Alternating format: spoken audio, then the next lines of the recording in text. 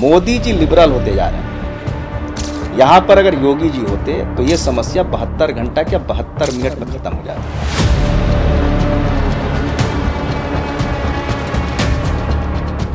योगी जी को हिलाना हराना नामुमकिन है, जैसे गुजरात में नरेंद्र मोदी को हराना नामुमकिन था।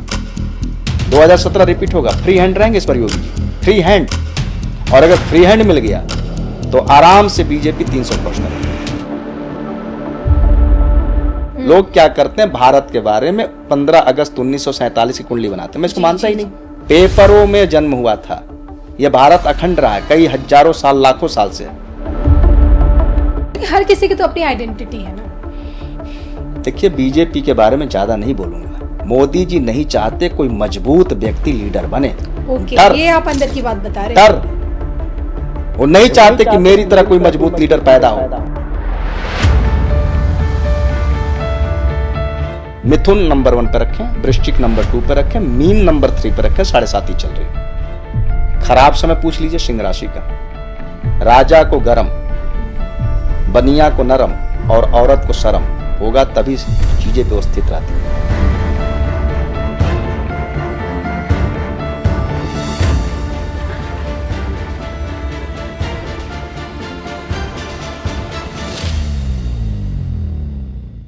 पूरे आंदोलन का असर क्या यूपी पंजाब चुनाव में पड़ेगा?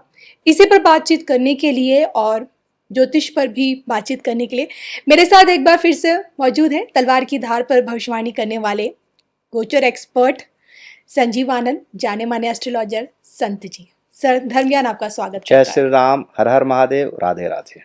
राधे राधे। सर, आज ये विषय एक बार फिर हम आपके सामने इसलिए मैं लेकर आई हूँ क्योंकि मुझे याद है कि जून के आखिरी हफ्ते से जब कॉकरोच पार्टी का जब ये प्रदर्शन शुरू हुआ था जंतर मंतर पे, मैंने तभी आपसे पूछ लिया था कि आप इसका भविष्य कहाँ देखते हैं, और आपने तभी साफ कर दिया था कि लंबा नहीं चलने वाला है।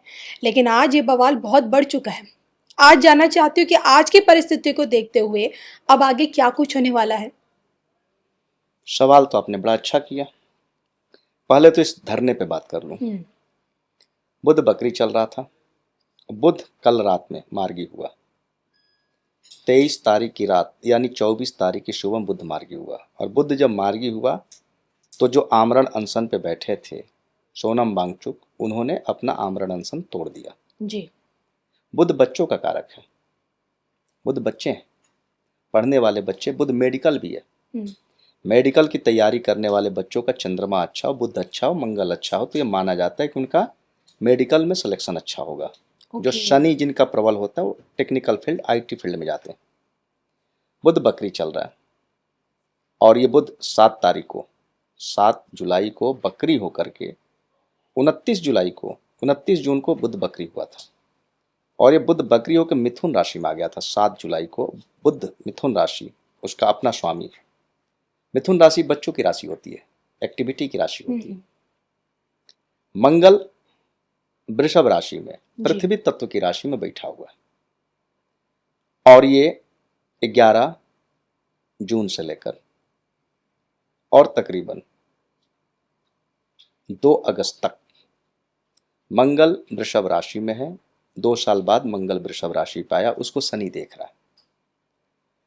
मैं आज से 2 दिन पहले तमाम मेरे लोगों ने सवाल किया कि आंदोलन कब बंद होगा, तो पहले तो इस आंदोलन पे बात कर लूं।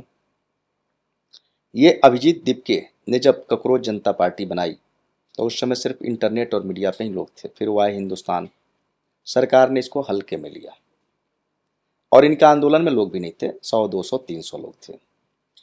फिर जब ये आंदोलन थोड़ा खींचते चला गया तो इसमें सारी विपक्षी पार्टियां पीछे से सपोर्ट करना चालू कर दी मोदी को जलील करने के लिए। जी। अभी बताऊं, 20 तारीख वाले जो संसद घेरो आंदोलन हुआ, इसमें जामा मस्जिद की तरफ से मुसलमान मेट्रो से भर के आए, चंद्रशेखर रावण की तरफ से कई बसें आई। तो हर पार्टियों ने जो मोदी से नफरत करती हैं, जो समझ रही कि हमारा अस्तित्व तो खत्म हो गया, अब हम कुछ कर नहीं सकते जी, तो हर एक नेता एक पार्टी के लिए 5000 भीड़ इकट्ठा करना कोई बड़ी बात नहीं। और जो ये आंदोलन हुआ संसद वाला उस दिन 20 तारीख को, इसमें 99% बच्चे, उनका नीट से कोई मतलब नहीं, वो तो यूनिवर्सिटी के थे, और ख़ास करके उधर वाले जहाँ कम्युनिस्ट ज़्यादा पाए जाते हैं, और इन लोगों ने उग्रवाद और आतंक फैलाया।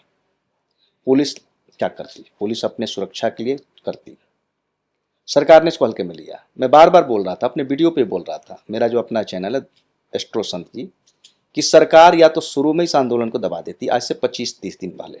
जी। इसमें कोई दम नहीं था, इसमें तो बाहरी फंडिंग होने लगी, रोज 2 करोड़ रुपये खर्च है वहाँ पे, लोग खाना खा रहे हैं।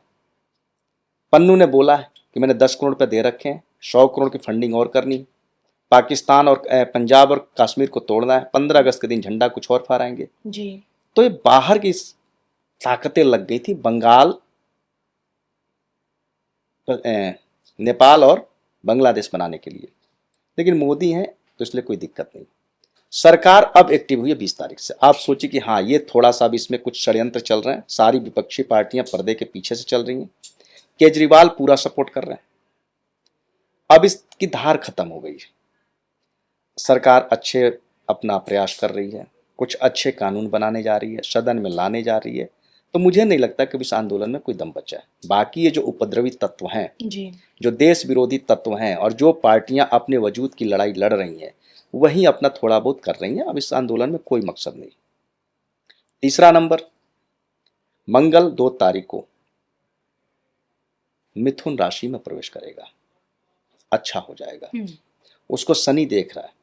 शनि जब बाहर निकलेगा दृष्टि से और मंगल मिथुन राशि में जाएगा, सदन और संसद बहुत व्यवस्थित चलेंगे, कई बड़े बड़े बिल पास होंगे। और ये जो आंदोलन था, ये नीट का आंदोलन नहीं था। नीट का एग्जाम दोबारा हुआ, बच्चों का रिजल्ट आया, बच्चे अपना एडमिशन ले रहे हैं। जी बिल्कुल। इस आंदोलन में मैं भी दिल्ली रहता हूँ, जंतर मंतर मेरा भी जाना होता है, क्योंकि वहाँ कई सांसदों के आवास हैं। ब्रजभूषण शरण सिंह जी का आवास है, केरला हाउस बगल में है, सामने धवनदीप है, धवनदीप में जाता हूँ, 1-2 और सांसदों के वहाँ आवास है। ये FCR के लिए अंदर से षड्यंत्र था। जो सरकार ने FCR को लेकर नियम बनाए हैं कि जिन NGO की मान्यता रद्द हो गई है, उनकी संपत्तियों का क्या होगा। ओके। संपत्तियां हैं बहुतों, 100-100 करोड़, 500-500 करोड़ की। जैसे आपकी NGO थी, वो बंद हो गई जी। उसमें चर्च बना है, जमीन है, तमाम चीज है, तो उस पर वो लोग बैठे हुए थे। अब सरकार करे कि नहीं, संपत्ति सरकार की हो गई। और ये सब सोनिया गांधी के जमाने में होता था। उसी के लिए अमेरिका का जो उपराष्ट्रपति था, वो आया था तो सीधा जो है आपके अमेरिका कोई मंत्री या जो भी था, वो सीधा कलकत्ता गया था। उसके बाद अमित शाह से मिला, फिर भी इन्होंने इस बिल को पास कर दिया। ये लड़ाई उसकी है। ये कॉकरोच जनता पार्टी को मैं कुछ नहीं मानता, न इसका कोई वजूद था, न है, न होगा। जो हमने पहले भी बोल दिया था।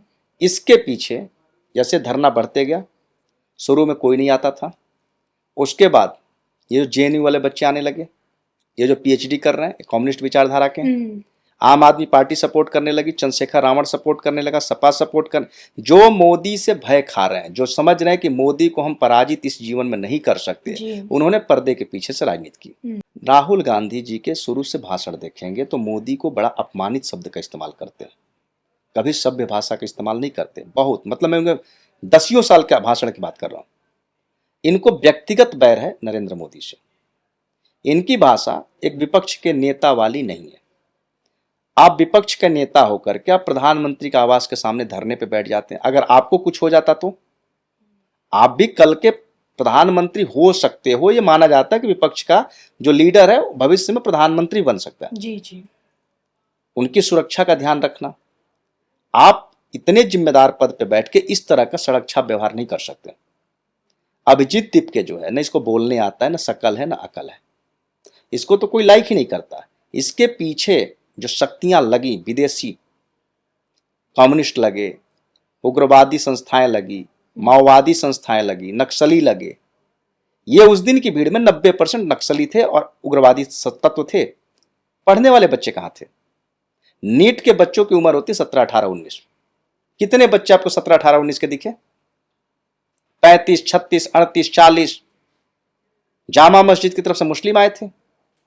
ये सब चीजों पे सरकार काम कर रही है। लेकिन हाँ, मैं शुरू से कह रहा था, सरकार को शुरू से कह रहा था, दुश्मन को छोटा मत समझो जी। आप शुरू में ही आंदोलन को समाप्त कर दिया, शुरू में ही हल्के में लिया था, भारी पड़ रहा। हाँ, शुरू में हटाते थे या अपना एक डेलीगेशन भेज के उनकी मांग सुन लेते। जो करना था, मैं शुरू से बोला धर्मेंद्र प्रधान को हटा दो, समस्या खत्म हो गई। कुछ कड़े कानून बना दो। कानून ये बनाओ कि जो भी व्यक्ति पेपर लीक में पाया जाएगा 5 से 10 साल उसकी जमानत नहीं होगी। पहला नंबर। अगर कोई सीधा आरोपी है तो उसको फांसी पे चढ़ाओ, और जो उस षड्यंत्र में शामिल उसको आजीवन कारावास कर दो। भय बिन होए न प्रीत। सरकार ने इसको हल्के में लिया। आप जो 20 तारीख से एक्टिव हुए, आपका सदन जब 20 तारीख को शुरू हो रहा था, उससे पहले बवाल 5, 7, 10 दिन पहले क्यों नहीं खत्म की? ये सरकार की लापरवाही। ये शाहीन बाग सरकार की लापरवाही, 6 महीना चल गया। किसानों का आंदोलन 8 महीने, ये जरूरत ही नहीं थी। शुरू में हटा देते, 2 दिन हंगामा होता। पी चिदम्बरम ने जब रामदेव को टेंट हटाया था जी, और जब सलवार कमीज पहन के भागे थे, रात भर हंगामा हुआ था। 2 दिन बाद लोग भूल गए थे। आज कोई चर्चा करता? कोई नहीं। मोदी जी लिबरल होते जा रहे हैं। यहां पर अगर योगी जी होते तो ये समस्या 72 घंटा क्या 72 मिनट में खत्म हो जाती। आपने कहा कि मोदी जी लिबरल होते जा रहे हैं, क्यों? क्या इसके पीछे भी कोई ज्योतिष कारण है? ज्योतिषी कारण के साथ साथ उनके पास तमाम विदेशी प्रभाव भी है। आप जब घर के मालिक बन जाते हैं तो आपको समाज को जवाब देना पड़ता है। जिम्मेदारियां बढ़ती हैं। तमाम कंट्रियां हैं, जी, उन कंट्रियों के राजनेताओं के साथ इनके सीधे संबंध है। ये भारत को ऊंचाई पे ले जाना चाहते हैं कि भारत एक सर्वश्रेष्ठ बने, विकसित बने। देखिए, मैं मेडिकल कॉलेज से बड़ा गंभीर से जुड़ा हूँ। मेरे कई मेडिकल कॉलेज के जानने वाले लोगों के साथ व्यक्तिगत संबंध है 2007 से। वो लोग परेशान रहते थे उस समय, बोलते थे मेडिकल कॉलेज की सीटें नहीं बढ़ रही, इतने ज़्यादा स्टूडेंट की ज़रूरत है, डॉक्टर की ज़रूरत है, बढ़ नहीं रही। वो रोते रहते थे। एक दिन मैं आंकड़े देख रहा था, 2014 में शायद 51,000 सीटें थी मेडिकल की। आज 1 लाख तकरीबन 36,000 या 40,000 आसपास सीटें हैं। मतलब भारत के आज़ाद होने से लेकर 64 साल में 51,000 सीटें थी, 64 साल में। और मोदी गवर्नमेंट ने 11 साल में कम से कम नाना करते भी 90,000 सीटें बढ़ा दी। उस समय मेडिकल कॉलेज 334 के आसपास हुआ करते थे, आज मेडिकल कॉलेज 800 के आसपास है। मुझे एक छोटा सा प्रसंग याद आता है। मेडिकल काउंसिल के चीफ हुआ करते थे केतन देसाई, और मेडिकल कॉलेज वालों को थोड़ा सा परेशान करते थे परमिशन में। उनके तरीके अलग, सारी बातें नहीं कर सकता।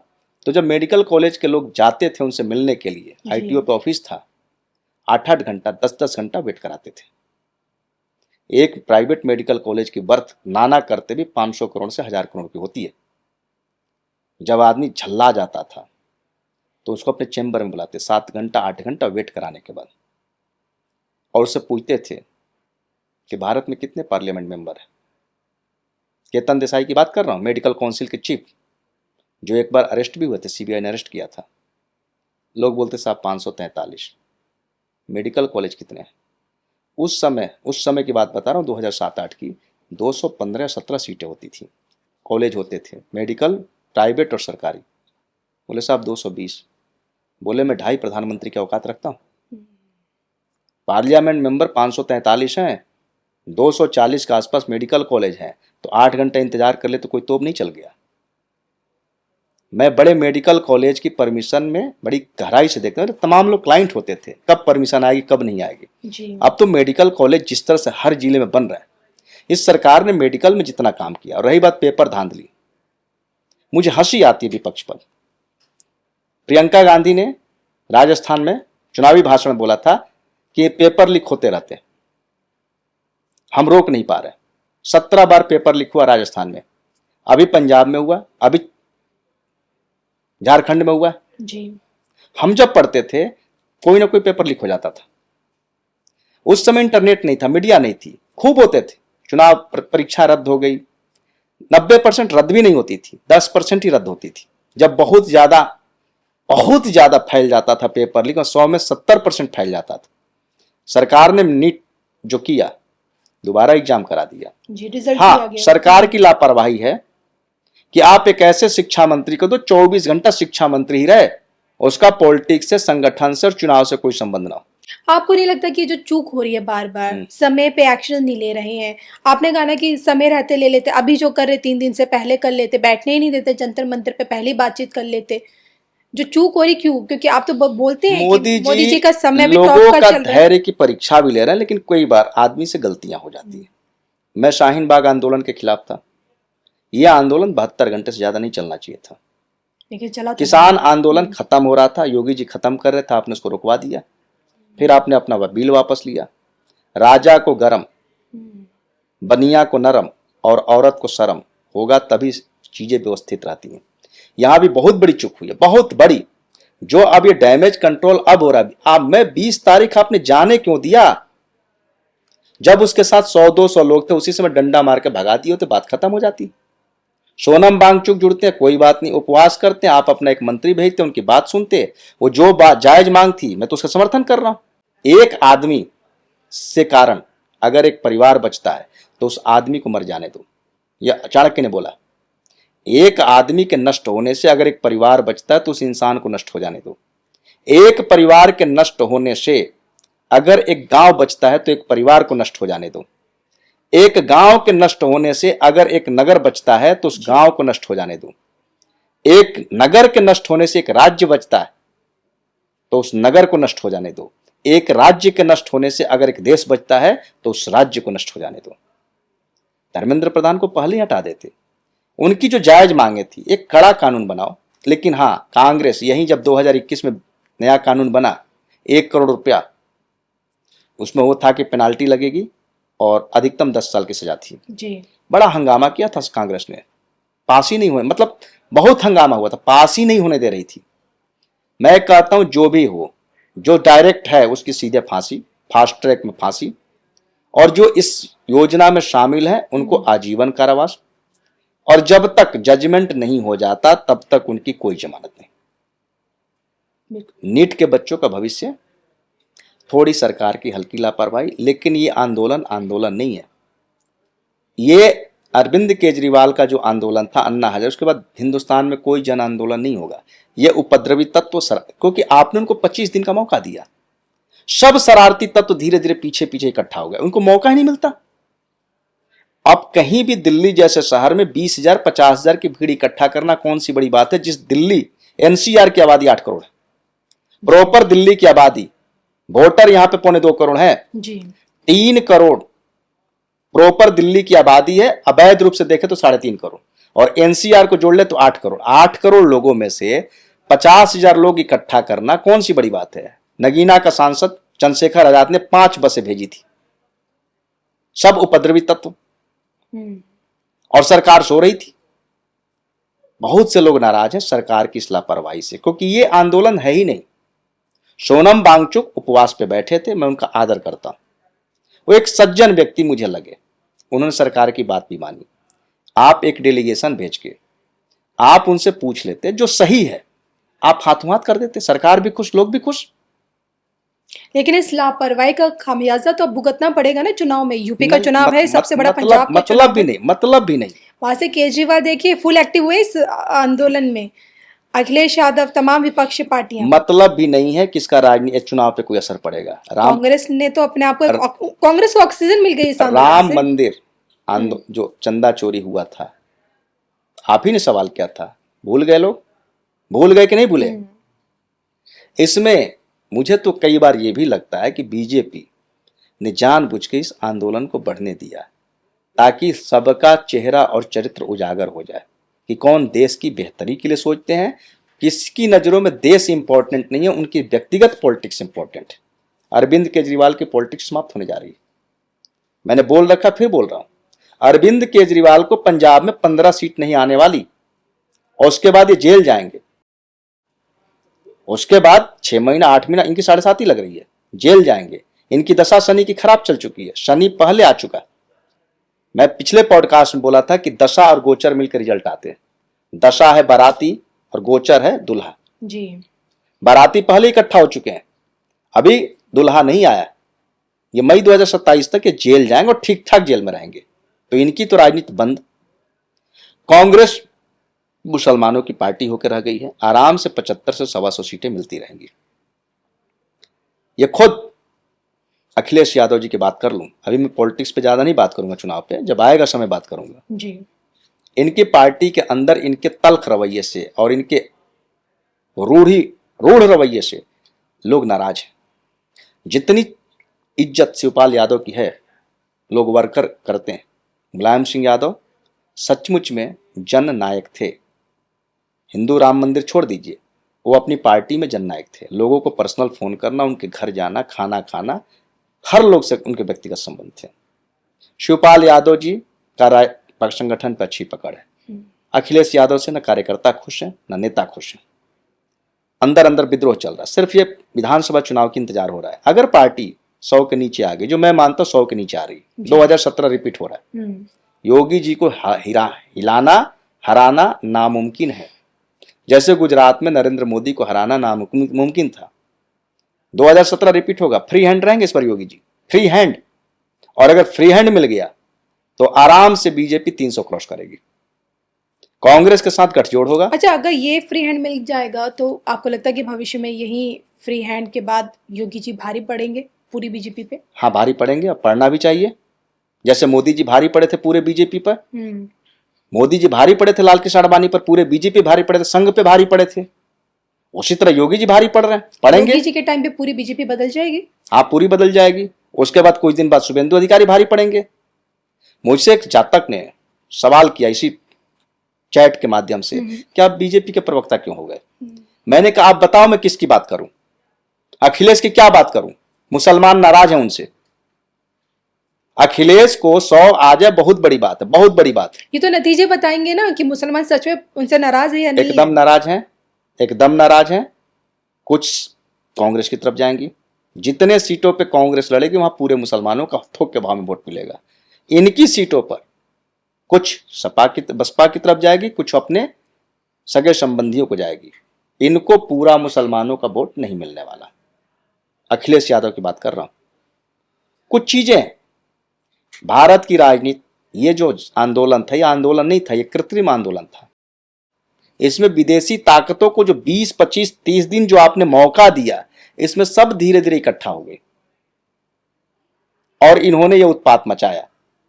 ये सरकार की लापरवाही और हल्के अंदाज में इस चीजों को लेना। अगर ऐसी परिस्थिति में योगी जी होते एज ए पीएम, वो आपको क्या लगता है उनकी तरफ से क्या कदम उठाए जा चुके हो? राजा को गरम, बनिया को नरम, औरत को शर्म।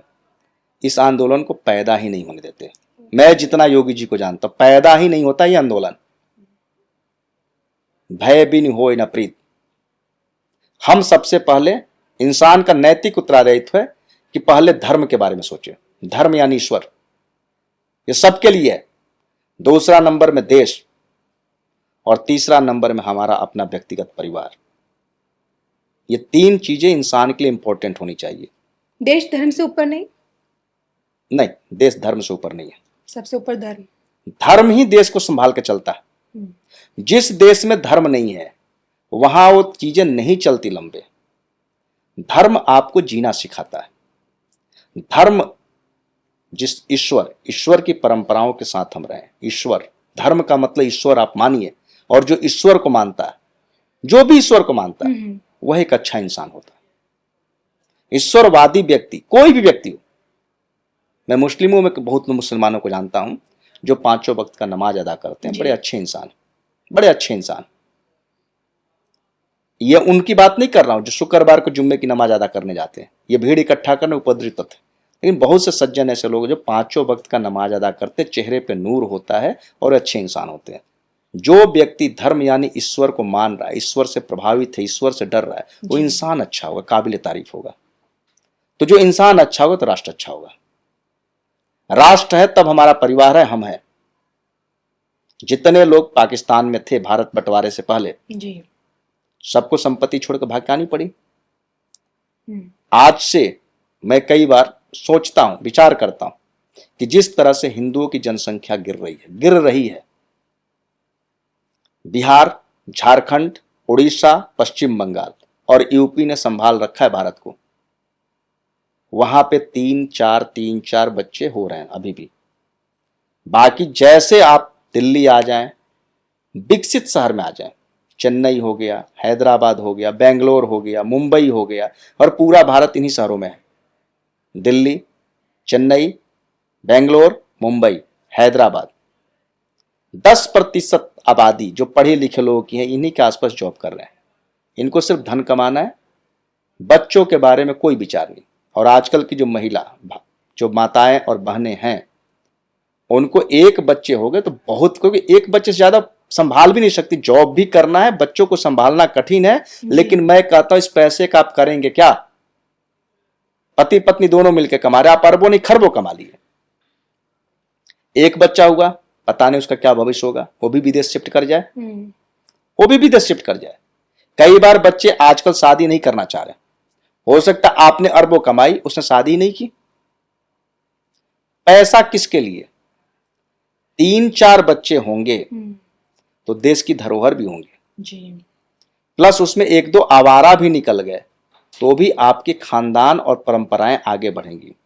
पहले सिख पंथ में था कि पहला बेटा सिख संप्रदाय को दान दे दिया जाता था। अच्छा। धर्म के नाम पर जी। पहले 5, 7, 8 बच्चे नॉर्मल होते थे। पहले लेडीज का 3 ही काम था, शादी हो गई, घर संभालना, परिवार संभालना और बच्चों की देखरेख करना, क्योंकि बच्चे 10, 12, 15 साल तक होते थे। तो जब 15 साल बच्चे हुए तो 15 साल बच्चों में, और उनको बड़ा करने में 15 साल निकल जाती। 30 साल में तो बुढ़ापा आ जाता था। 30 साल बाद तब तक बहू आ जाती थी, तब बच्चों की जिम्मेदारी, बच्चों के बच्चों की जिम्मेदारी, तो ये सब तमाम चीजें थी।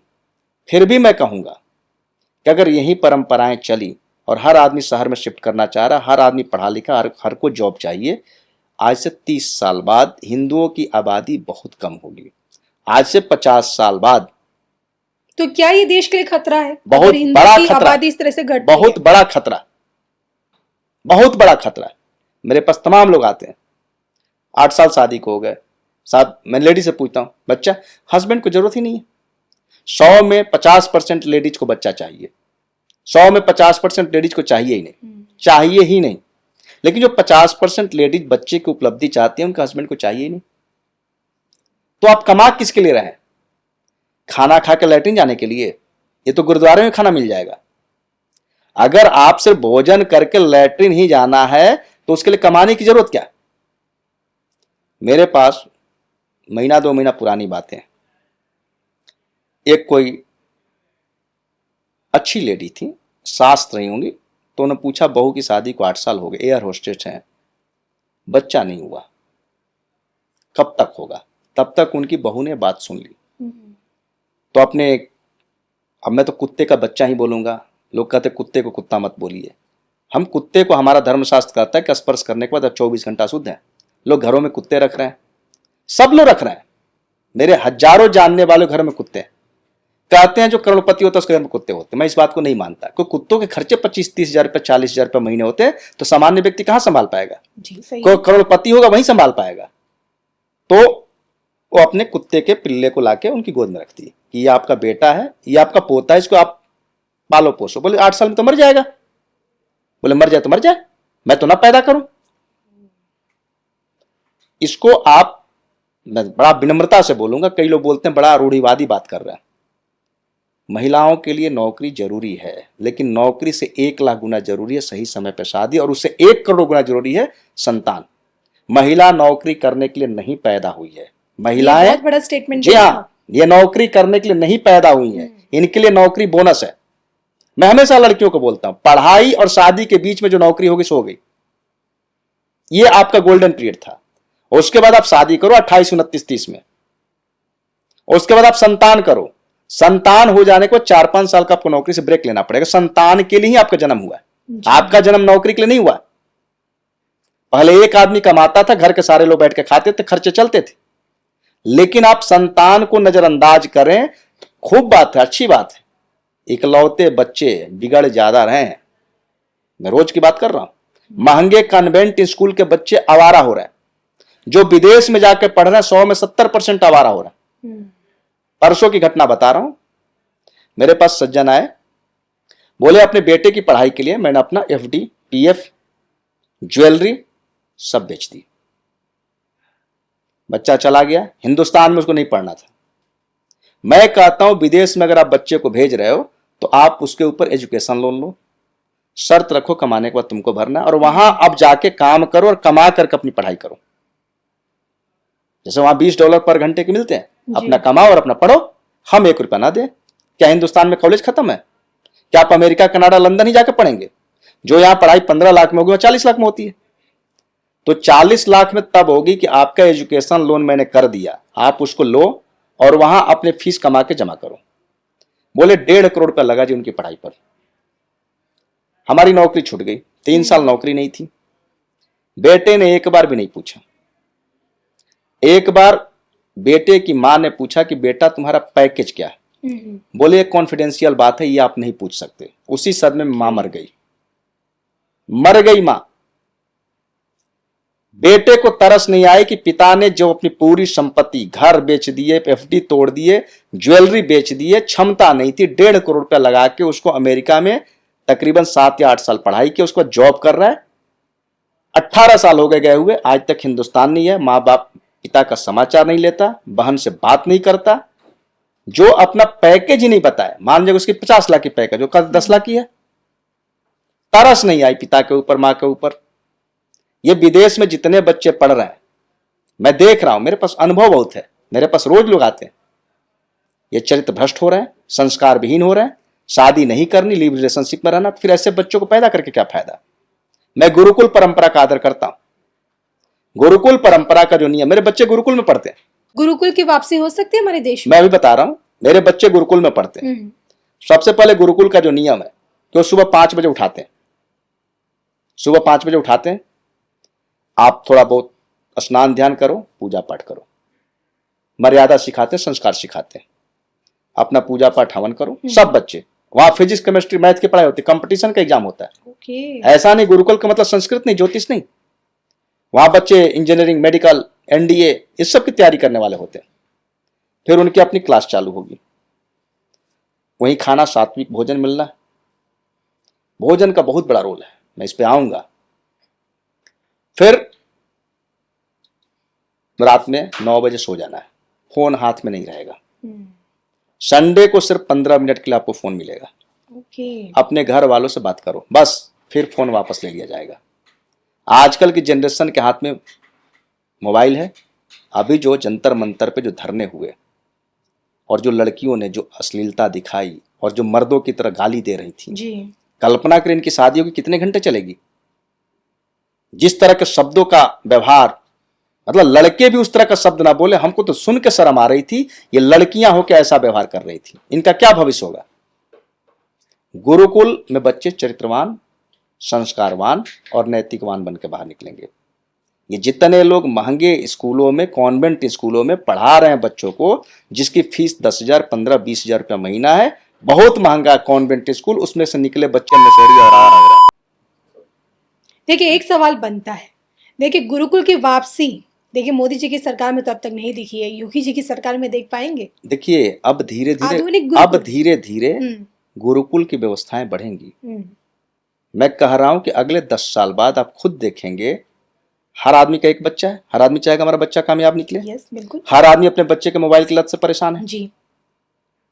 गुरुकुल 15 साल बाद ज्यादा होगा, चरित्रवान बच्चे होंगे, संस्कारवान बच्चे होंगे, नैतिकवान बच्चे होंगे, ये बढ़ेगा और अपनी समस्या खुद समाधान निकाल के आती है।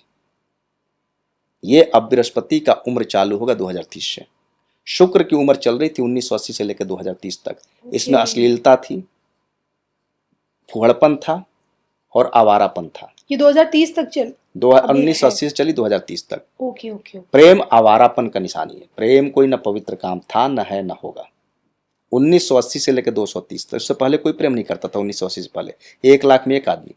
आज के वक्त में, आज की जनरेशन 100 में 99.99% प्रेम कर रही है।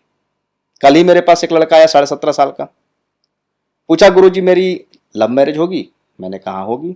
मेरी गर्लफ्रेंड से होगी? मैंने कहा हो जाएगी। कब होगी? मैंने कल होगी। बोला नहीं 15 साल बाद करनी। तो मैंने कहा जब तुमको 15 साल बाद शादी करनी है तो 15 साल पहले या आवारागर्दी करने की क्या जरूरत थी? गुरुजी सब कर रहे हैं।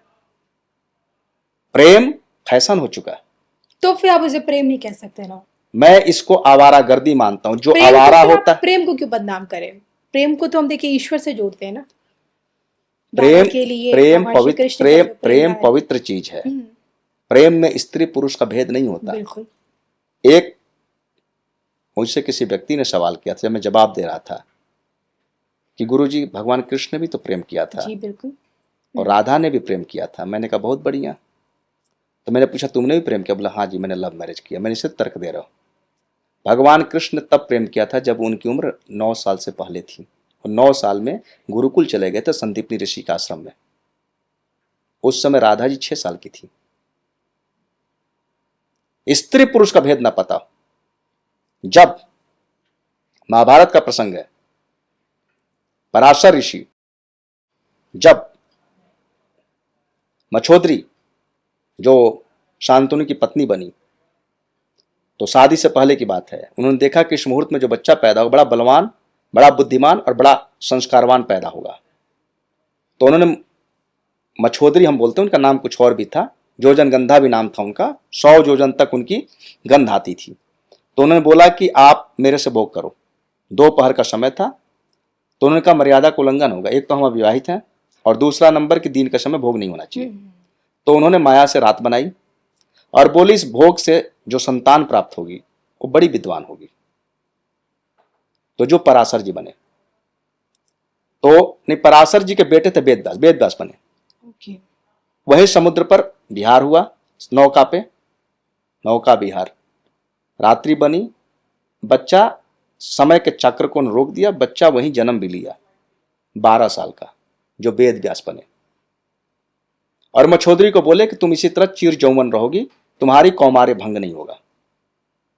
जैसे जन्म लिए तो चल दिए संन्यास की तरफ। तो आगे आगे वेद व्यास, पीछे पीछे पराशर जी।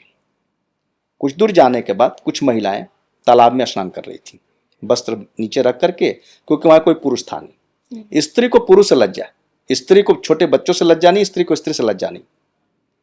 तो जब 16 साल का वेद व्यास जी वहां से गए तो स्त्रियों को लज्जा नहीं आई। और जब एक बुजुर्ग पराशर जी जब गए तो स्त्रियां अपने कपड़े से तन ढकने लगी। तो उन्हें पूछा नौजवान गया तो शर्म नहीं और मेरे बुजुर्ग से शर्म, पिता समान। बोली आपको स्त्री और पुरुष का भेद पता? इनको स्त्री और पुरुष का भेद नहीं पता। पवित्र प्रेम तब होता है जब स्त्री पुरुष का भेद ना पता। आजकल आवारागर्दी, मैं एक और बात बोल सकता हूं, नहीं बोलूंगा, मेडिकल इक्विपमेंट बंद कर दें, मेडिकल इक्विपमेंट बंद कर दें तो आज की जनरेशन को शादी से पहले 13, 14, 15 बच्चे हो जाएंगे। या मैं भगवान रहूं और मैं कहूं प्रेम करते ही मर जाओगे, सारी जनरेशन 18 से 20 साल में शादी करेगी। प्रेम वासना हो चुकी है, प्रेम पवित्र रहा ही नहीं। भोजन का बड़ा महत्व है। खुदीराम बोस को जब अंग्रेजों ने फांसी की सजा दी जी। तो अंग्रेजों ने पूछा आपकी आखिरी इच्छा? उन्होंने बोला मुझे भागवत का पाठ सुनना है। तो उस समय उनके पिताजी भागवत का बड़े अच्छा पाठ करते थे। उनको बुलाया गया, वो आए, बोले कि हाँ मैं सुनाऊंगा, कोई दिक्कत नहीं। 3 दिन जब भागवत का पाठ उन्होंने सुनाया, चौथे दिन जब अंदर गए तो देखे खुदीराम बोस बड़े चिंतित, हताश, उदास, विक्षिप्त। तो बोले मैंने 3 दिन भागवत बोला है, इसको तो मृत्यु से विजय प्राप्त होना चाहिए था, लगता है मृत्यु का डर आ गया इसको। तो वापस आने लगे। वापस आए, फिर उनको याद आया कि मैंने 3 दिन पढ़ाया है, 3 दिन निरर्थक कैसे हो सकता है। फिर वापस गए। बोले रात का भोजन किसने बनाया था? बोले रात का भोजन तो बड़ा पवित्र बढ़िया था, लाजवाब था, स्वादिष्ट था। जेलर के पास गए, रात का भोजन किसने बनाया? बोले एक नया कैदी आया। बोले अच्छा। उसकी हिस्ट्री देखी गई। हिस्ट्री ये थी कि उसकी माँ विधवा थी और 1 नंबर का जुएड़ी था, जुए में सब कुछ हार गया। उसकी माँ स्नान करके धूप में बाल सुखा रही थी, गले में मंगलसूत्र था। वो माँ से बोला मंगलसूत्र दे दो। बोली ये तो आखिरी निशानी है, पति की नहीं दे सकती। उसने माँ की गर्दन काटकर मंगलसूत्र लेकर जुए में हार गया। इसी आरोप में वो जेल में आया था। तो जब वो अंदर गए तो उन्होंने खुदीराम बोस से पूछा कि सपने आए थे क्या रात में? बोले हाँ। कि तुम जुएड़ी हो? बोले हाँ जी। तुम्हारी माँ विधवा है? हाँ जी। तुमने अपनी माँ की गर्दन काट दी? हाँ जी। जुए में मंगलसूत्र हार गए? बोले हाँ जी। क्योंकि जो रसोईया खाना बना रहा था उसके दिमाग में यही सब चल रहा था। तो जो खाना बनाने वाले की सोच होती है वही खाने वाले की सोच होती है। आजकल होटल का फैशन हो चुका, कोई घर पे खाना नहीं खा रहा। जैसा अन्न वैसा मन। पहले के घर में पवित्र होकर के महिलाएं भोजन बनाती थीं और उस भोजन से चरित्र और संस्कार बनते थे। आज आप भोजन कैसे लोग बना रहे हैं, किस मानसिकता के लोग बना रहे हैं, उनकी क्या मानसिक अवस्था है, उसी भोजन को आज आप ग्रहण करेंगे तो वैसे ही नैतिक संस्कार बनेंगे। कौन घर में खाना खा रहा है आज के वक्त में? 100 में 70% लोग होटलों में खा रहे हैं, बाहर खा रहे हैं, घर में कहाँ खाना बन रहा है। लेकिन मैं सबको कहता हूं भोजन घर का हो, अपने हाथ का बना हुआ, या घर की माता या बहन के हाथ का बना हुआ, उसमें जो नैतिक संस्कार होगा वह होटल के भोजन में नहीं हो सकता। ये सब छोटी छोटी बातें आदमी के चरित्र को बड़ा करती। आप ये भी तो कह सकते थे कि पुरुषों के हाथ का। अब पुरुषों के हाथ का कोई दिक्कत नहीं, घर का अपने अपने हाथ से बना के खाओ, अपने हाथ से बना के खाओ। पुरुष भी खाना बनाते हैं, आप बाजार का मत खाओ, मैं इसके खिलाफ हूं। घर में अपने हाथ से बनाओ, आप बनाओ, आपकी धर्म पत्नी बनाए, कोई बनाए, विचार शुद्ध और पवित्र होकर बनाओ। जैसा अन्न वैसा मन, और अन्न से ही आपके संस्कार बनते हैं। बिल्कुल। इस आंदोलन के बाद यूपी पंजाब का जो इलेक्शन है, तब इस आंदोलन के बाद भी क्या हमें एक और आंदोलन देखने को मिल सकता है? ऐसे आगे कोई ग्रह गोचर परिस्थितियां हैं जो आपको दिख रही हैं? यूपी में तो नहीं होगा, यूपी इलेक्शन से पहले नहीं होने वाला। यूपी में नहीं होगा किसी प्रकार का आंदोलन। Okay okay. अब मोदी जी इसी तरह लिबरल बने रहे तो मोदी जी को कोई पसंद नहीं कर रहा, खास करके विपक्षी पार्टियां, विदेशी ताकतें एकदम चुभ रहे, आंखों में एकदम चुभ रहे। वो तो अपना षड्यंत्र रचती रहेंगी और ये इसी तरह लिबरल बने रहेंगे। जो आंदोलन 1 घंटे में खत्म हो सकता है उसको आप महीना 6 महीना चला रहे हो, तो अब इनको थोड़ा स्ट्रिक्ट बनना पड़ेगा। और वो समय कब? या तो शाह जी को फ्री हैंड कर दें। आपको लग रहा है कोई दशा महादशा का चक्कर है जिसकी वजह से मोदी जी का हमें कौन सी दशा? आप भी बता सकते हैं। नहीं, कौन सी? मोदी जी पे आता हूं। लोग क्या करते हैं, भारत के बारे में 15 अगस्त 1947 की कुंडली बनाते हैं। मैं इसको मानता ही नहीं, मैं इसको मानता ही नहीं। पेपरों में जन्म हुआ था, यह भारत अखंड रहा है कई हजारों साल, लाखों साल से। मेदिनी ज्योतिष यहां काम करेगी, ये भारत की कुंडली काम नहीं करेगी। मैंने जीवन में आज तक भारत की कुंडली नहीं देखी है। ओके। ये 15 अगस्त 47 क्या होता है जी? और पाकिस्तान 14 अगस्त 47 जी। और उसी के आधार पे देखा जाता है ना देश का भविष्य। तो मैं परसों की घटना बता रहा हूं, परसों की। क्योंकि कई लोग कहते हैं कि हमारी घटनाएं आप क्यों चर्चा करते हैं। कई लोग हमसे कहते हैं कि मैं जो घटना घटती आजकल में वही पॉडकास्ट पे बोलता हूं, और मेरे साथ रोज घटनाएं घटती हैं। मेरे एक बड़े अच्छे मित्र नहीं, क्लाइंट हैं अमेरिका में। उन्होंने एक दिन मुझे एक डेट ऑफ बर्थ दिया। मैंने डेट ऑफ बर्थ पे कुंडली पे बात कर ली, बड़ा प्रसन्न हुए। अगले दिन फिर मैसेज आता, नहीं उनका 65 नहीं 64 है। अच्छा। फिर मैंने दोबारा बात की, 65 वाली भी बात से खुश थे, 64 वाली बात। आप मुझे डेट ऑफ बर्थ अर्जी फर्जी कुछ भी दे दीजिए, अगर प्रोडिक्शन ही करना है तो मेरी नाड़ी ज्योतिष चलती है। मैं बिना कुंडली देखे भी कुछ बोलूंगा तो 99% सच होगा। लेकिन देश की कुंडली में जैमिनी कैसे काम करती है? काम करेगी, शासक की कुंडली सब कुछ होती है। अच्छा, सिर्फ आप देश जो के शासन पे बैठा है उसी की कुंडली काम करेगी। जब शासक की कुंडली में धन के नाश का समय चलता है तो उस समय भारत का आर्थिक क्षेत्र में नुकसान हो जाता है। और जब शासक के कुंडली में इनकम के योग बनते हैं तो समृद्धि की तरफ बढ़ता है जी। अभी नरेंद्र मोदी अपने टॉप स्थिति में आने वाले, टॉप, जिसमें भारत को भी, मैं तारीफ नहीं कर रहा, मैं किसी की तारीफ नहीं कर रहा, वो टॉप पोजीशन पे आ रहे हैं। भारत खूब तरक्की करेगा, खूब पैसा कमाएगा, खूब बढ़िया होगा, सब कुछ बढ़िया होने वाला है। शासक जैसा होगा वैसा ही देश की स्थिति होगी। हां, अगर आप राज्य के बारे में जानना चाहते हैं, उप मुख्यमंत्री की, जो जैसा है उसी की कुंडली चलेगी वैसी। क्योंकि हिंदुस्तान की आबादी 160 करोड़, किस किस की कुंडली देखेंगे आप? जी बिल्कुल। और रही बात यूपी में, तो योगी जी के व्यक्तित्व के सामने कोई आंदोलन नहीं होगा। हाँ, मोदी जी का जो लिबरल रवैया चल रहा है, फिर 6-8-10 महीने में फिर लोग इकट्ठा होंगे। फिर देखिए, सरकार है तो कोई ना कोई मुद्दा आएगा, हो सकता है फिर करें। लेकिन जितने ये मुद्दे उभर के आ रहे हैं, इनके अराजक तत्व की चेहरे उजागर हो रहे हैं। मैं अगर राहुल गांधी होता, किसी के बारे में बोलना हो तो आप डिसाइड करें कि आप उसकी जगह होते तो क्या करते। मैं भूख हड़ताल पे बैठ जाता, किसी अच्छी जगह एकदम शालीनता के साथ, और जो सरकार से कहना था कि आप इनको हटाओ, जो भी है, तो आपको लोग ज्यादा महत्व देते हैं। और रही बात, आपके यहां तो इतने पेपर लीक हुए, आपने क्या किया? आपने तो कुछ लिया ही नहीं एक्शन। तो बहुत सी चीजें हैं, लेकिन यूपी चुनाव पे इसका कोई दूरगामी असर नहीं पड़ने वाला।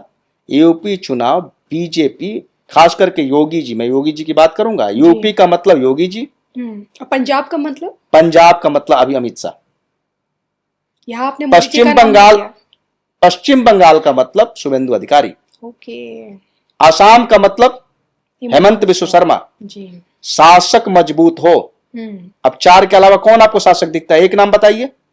बिहार उठाइए, दिल्ली उठाइए, मध्य प्रदेश उठाइए, राजस्थान उठाइए, सिर्फ थोड़े बहुत रीढ़ की हड्डी दिखती है देवेंद्र फडणवीस में। मैं भी वही नाम लेने वाली थी आपसे। थोड़ी बहुत। जी। मैं अगर बीजेपी में नरेंद्र मोदी होता, सब जगह स्ट्रांग लीड, अपने से हार्ड स्ट्रांग लीडरशिप। आपके सारे मुख्यमंत्री अगर मजबूत होंगे तो आप तो इसी तरह मजबूत हैं। आपने ऐसे ऐसे आदमी को बना दिया है जिन्होंने सपने में कल्पना नहीं की थी कि मुख्यमंत्री बन सकते हैं। वो नहीं कर सकते। जनमानस में छवि होनी चाहिए, पकड़ होनी चाहिए। जी। पुष्कर सिंह धामी, उत्तराखंड का भी चुनाव देखिए नजदीक देखिए है। पुष्कर सिंह धामी हैं थोड़े, वो बन रहे हैं। उनमें भी कोई दम नहीं था। 2 बार हो गए मुख्यमंत्री, थोड़ा सा स्ट्रांग ले रहे हैं।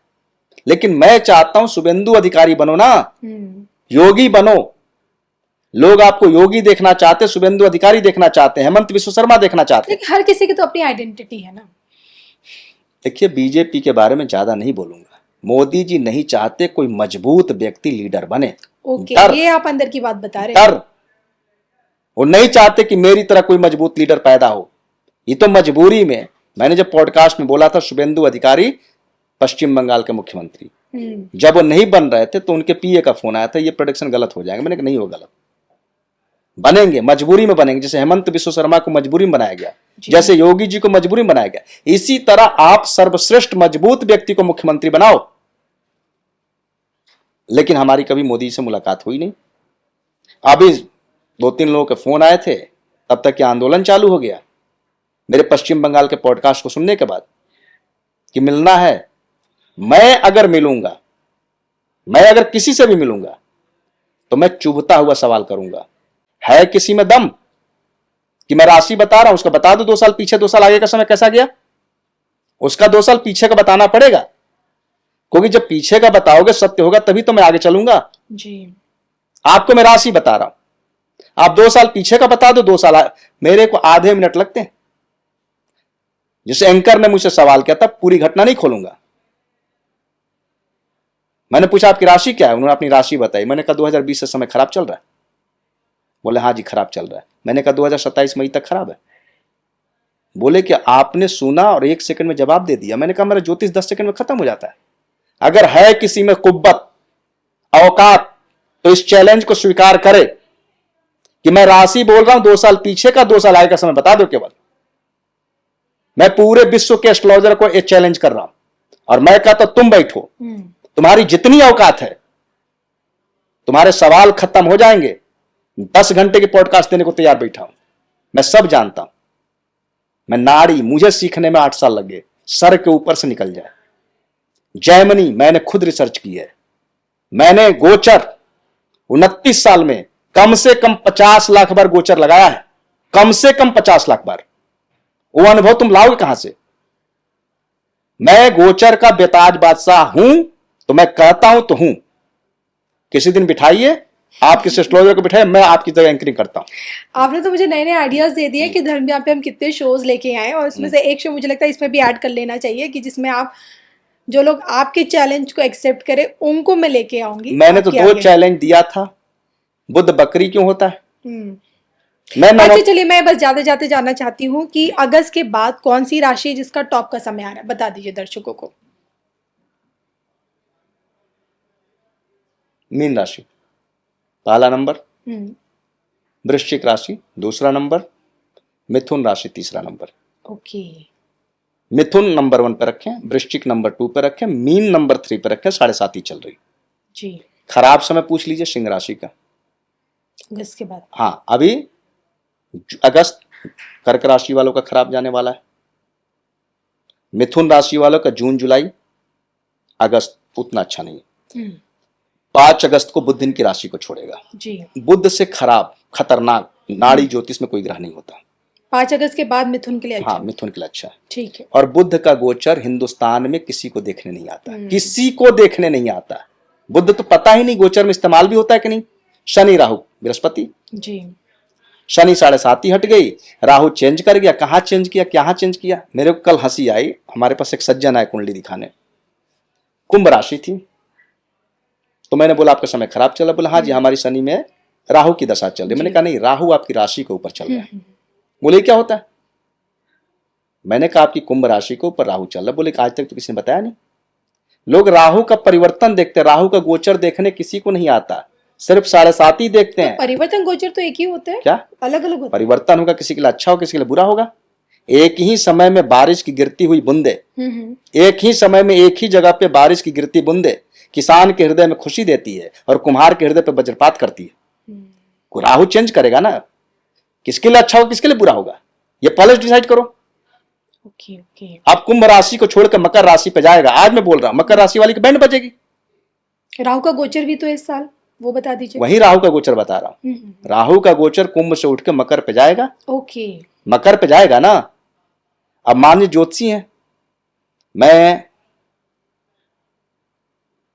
2 या 3 दिन पहले की बात, अच्छे भद्र व्यक्ति थे, उनकी कुंडली देख रहा था। मैंने कहा आप 2023 में तो बर्बाद हो गए। बोले हाँ जी बहुत बड़ा लॉस हुआ।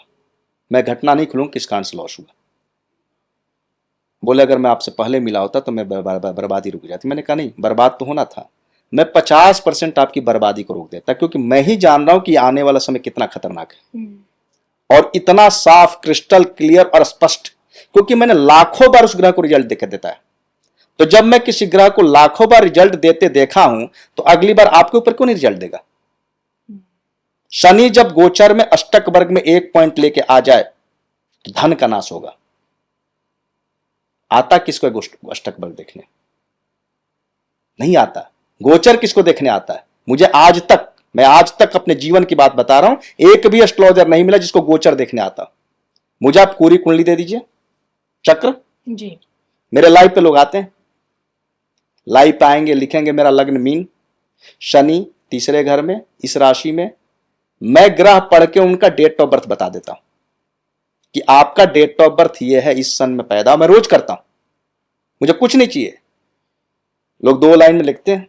कल ही रात में एक सज्जन आए कि हमारा मेष लगन मिथुन राशि, ठीक है, उन्होंने शनि लिखा इस राशि में, इस हाउस में, हाउस ही लिख देते हैं। मैंने आधे मिनट में बता दिया कि आपका जन्म इस साल के इस महीने में हुआ है। अगर आपने कुंडली का केवल चक्र दे दिया तो मैं उस चक्र पर 2 घंटा बोल सकता हूं। अगर आपने उसकी डिग्री दे दी तो मैं 4 घंटा बोल सकता हूं। मुझे दशा नहीं चाहिए। मेरे को 2 एस्ट्रोलॉजर मिले, मेरे अच्छे मित्र हैं, बहुत अच्छे मित्र हैं। उन्होंने कहा हम पॉडकास्ट आपके करने वाले हैं। मैंने ठीक है, किस चीज पे करेंगे? बोले गोचर पे। उन्होंने कहा मैं आपको गोचर को देखना चाहता हूं। मैंने कहा ठीक है। उन्होंने अपनी कुंडली रखी। मैंने कहा सिर्फ आप कुंडली मत रखो, आप लग्न बता दो, ग्रह बता दो। उन्होंने लग्न बता दिया अपनी कि मेरी कर्क लगन की कुंडली है, उन्होंने अपने ग्रह बता दिए। मैंने कहा ग्रह भी मत बताओ, आप सिर्फ राशि बता दो। मैंने आधा घंटा उनके बारे में बोला। बोले मैं मान गया कि हम तो गोचर लगन से लोग देखते हैं जी। बोले हम तो राशि को मानते ही नहीं। मैंने यही काम 29 साल किया है और 50 लाख से ज्यादा बार मैंने गोचर लगाया है। कुंडली देखना अलग चीज है जी। एक ही कुंडली पर आदमी 20 बार गोचर लगाता है ना। मुझे दशा नहीं चाहिए आपकी। हाँ दशा मैं देखता हूं, दशा जरूर देखता हूं, लेकिन दशा का सिर्फ इतना ही मतलब है कि दशा अमेरिका में बैठे हैं, उड़ीसा में बैठे हैं, नेपाल में बैठे हैं या बांग्लादेश में बैठे हैं। अगर बांग्लादेश में बैठा आदमी क्या कर लेगा? लोग क्या करते हैं, दशा के ऊपर खड़े हो जाएंगे। महादशा, अंतरदशा, प्रत्यंतर दशा, सूक्ष्म दशा, प्राण दशा। मैं कहता हूं आप अपनी कुंडली लाइए, मैं आपके बैठे बैठे आपका डेट ऑफ बर्थ वही होगा, दशा बदल दूंगा। डेट ऑफ बर्थ टाइम वही रहेगा, कुंडली वही रहेगी, दशा में 1.5 से 2 साल का फर्क आ जाएगा। कौन सी दशा को आप मानोगे? अयनांश बदलती 2 घंटे का फर्क, 2 साल का फर्क। डीबी रमन हटाओ, एनसी लहरी लगाओ, केपी लगाओ, 7 प्रकार की अयनांश है। अयनांश बदलने से दशाएं 6 महीना से 2 साल फर्क हो जाएंगी। और पराशर जी ने 16 प्रकार की दशाएं लिखी हैं। तुम क्यों बिनसोत्री दशा पे चल रहे हो जी? हमारा गोचर एक है। अगर आज अमावस्या है तो आसमान में चांद नहीं दिखेगा, आज पूर्णिमा है तो आसमान में चांद दिखेगा, इसमें कहीं बट नहीं है। अयनांश चेंज करने से सिर्फ यह होता है कि 5 मिनट पहले चंद्रमा चेंज करता है, 5 मिनट बाद चेंज करता है। इसीलिए दशा को मैं नफरत करता हूं। मैं दशा से आज तक अपने जीवन में एक भी भविष्यवाणी नहीं दिया, सब गोचर पर आधारित। और जो मैं आज तक खड़ा हूं मेरे संबंध जो होते 20-20 साल, 25-25 साल पुराने। ज्योतिषियों के संबंध 20 साल 25 साल नहीं चलते। ज्योतिषियों के संबंध साल से 3 साल में खत्म हो जाते हैं, और मेरे लोग हफ्ता में कम से कम 5 बार पूछते हैं अपने बारे में। तो अगर आप किसी को साल में 500 बार भविष्यवाणी दे रहे हैं तो उसमें 400 के गलत होने की संभावना ज्यादा है। और आपने साल में 2 भविष्यवाणी दी तो उसमें से 1 गलत होने की संभावना ज्यादा है, तो आप 1 सही हो गए। मैं अपने लोगों को साल में कम से कम 500 से 1000 भविष्यवाणी देता हूं, जिसमें तकरीबन 90-95% सही होते हैं। तभी मेरे 20-25 साल संबंध है। कुछ लोग मुझे भगवान मानते हैं, मैं कड़वा बोलता हूं। कुछ लोग मेरी आवाज ही सुनना चाहते हैं कि एक बार बता दीजिए यस या नो। मैं अपने लोगों से हाँ या ना, लंबी बात नहीं होती। मेरा ये काम होगा, नहीं होगा, होगा, हाँ होगा। मैं पहली बार जब कुंडली देखता हूं तो उस कुंडली पर 2 मिनट, 4 मिनट, 5 मिनट ग्रहों को पढ़ता हूं। मैं पुराने लोगों का सब हाँ या ना में ही जवाब देता हूं, और मुझे कोई दशा की जरूरत नहीं। और मैं इस चैलेंज को कर रहा हूं, और मैं कहता हूं आजमा लो मुझे, और तुम बैठ जाओ मेरे किसी सवाल का जवाब दे दो। और मैं कहता हूं तुम्हारे पास जितनी ताकत है, तुम 10, 15, 20 एस्ट्रोलॉजर मिलकर जितने सवाल बना सकते हो बना लो। मैं आपके साथ पॉडकास्ट देता हूं, कभी कोई तैयारी करके बैठता हूं? बिल्कुल नहीं। कभी कोई आईपैड, कभी कोई फोन। आप जब पॉडकास्ट लेती हैं, लोग नोट्स बना के आते हैं जी। 1 सवा घंटा, 1.5 घंटा कोई बोल पाता है?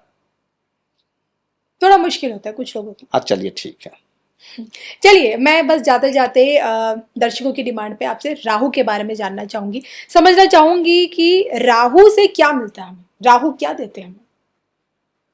आज मैं बहुत एक राज की बात बताऊंगा। राहु कलयुग के देवता है। क्योंकि आज मैं रास्ते में सोच रहा था, क्योंकि कई बार चीजें दिमाग में चलती हैं, तो मैं सोच रहा था कि कुंडली का सबसे इंपॉर्टेंट ग्रह कौन है। तमाम सवाल मेरे अंदर भी आते, कई बार बृहस्पति आता है। बृहस्पति आपका धर्म है, भाग्य है, सब कुछ है। मैं ये सवाल सबसे पूछती हूँ, लेकिन मैं आपको एक राज की बात बताऊंगा। किसी कुंडली में मैं 2 ही ग्रह देखता हूं। अच्छा। अगर कोई लगन कुंडली आ गई तो मैं सबसे पहले देखता हूं चंद्रमा किस राशि में है, हाउस नहीं देखता, राशि। क्योंकि मुझे गोचर पे प्रेडिक्शन करना है तो मुझे राशि चाहिए। और दूसरा नंबर देखता हूं राहु किस हाउस में बैठा है। ओके। कुंडली में राहु जहां बैठा है, बड़ा ध्यान से सुनिएगा, कुंडली में राहु जहां बैठा है उस हाउस का पाठ आपको इस जीवन में पढ़ना है। लगन पे बैठा है, स्वयं से परेशान रहेंगे। सेकंड में बैठा, धन से परेशान रहेंगे। सेकंड का राहु की 3 खासियत होती है। यह खरबपति हो जाता है। लेकिन झूला देखें, कभी इधर और कभी उधर। 42 साल की उम्र से पहले शायद भीख मांग के जीना पड़े। 42 साल की उम्र भीख मांग के जीने का मतलब सामान्य अवस्था में रहे। लेकिन वो 42 के बाद मालूम पड़ा कई लाख गुना बड़ा आदमी बन गया। शर्त इसमें 2 होती है।